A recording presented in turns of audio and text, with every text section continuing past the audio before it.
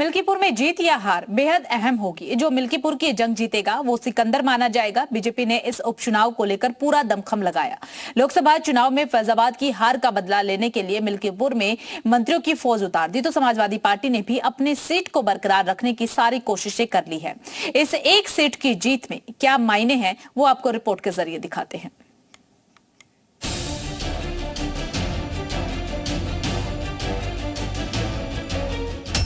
मिल्कीपुर के महारण में कौन मारेगा बाजी? पॉलिटिकल महासमर में किसका लहराएगा परचम? मिल्कीपुर का उपचुनाव सिर्फ एक सीट की लड़ाई नहीं बल्कि ये दोनों ही दलों के लिए प्रतिष्ठा का प्रश्न है। इस एक जीत हार से बीजेपी और समाजवादी पार्टी की साख तय होगी। इस उपचुनाव में 2027 विधानसभा चुनाव का ट्रेलर भी माना जा रहा है। मिल्कीपुर के महासंग्राम के क्या मायने हैं, ये इससे समझा जा सकता है।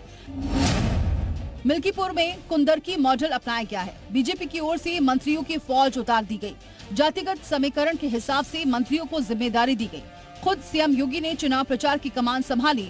उधर समाजवादी पार्टी ने 40 स्टार प्रचारकों की फौज को मिल्कीपुर में भेजा। जातिगत समीकरण के हिसाब से नेताओं को जिम्मेदारी दी गई। प्रचार को लेकर खुद अखिलेश यादव ने रणनीति तय की। दोनों ही पार्टियों की तरफ से चुनाव प्रचार में पूरी ताकत झोंक दी गई ताकि मिल्कीपुर की सीट पर कब्जा कर अपनी ताकत का एहसास कराया जाए।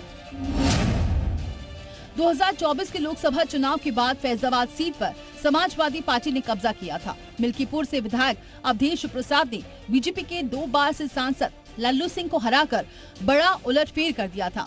अवधेश प्रसाद के सांसद बनने के बाद ये सीट खाली हुई थी। समाजवादी पार्टी ने अवधेश प्रसाद के बेटे अजीत प्रसाद को उम्मीदवार बनाया तो बीजेपी ने चंद्रभानु पासवान को मैदान में उतारा।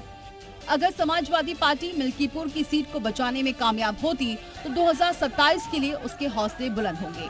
वहीं अगर बीजेपी मिल्कीपुर की महाभारत फतेह करती है तो 2027 के चुनाव को लेकर उसके इरादे और मजबूत होंगे। अयोध्या से प्रवेश पांडे के साथ ब्यूरो रिपोर्ट जी मीडिया।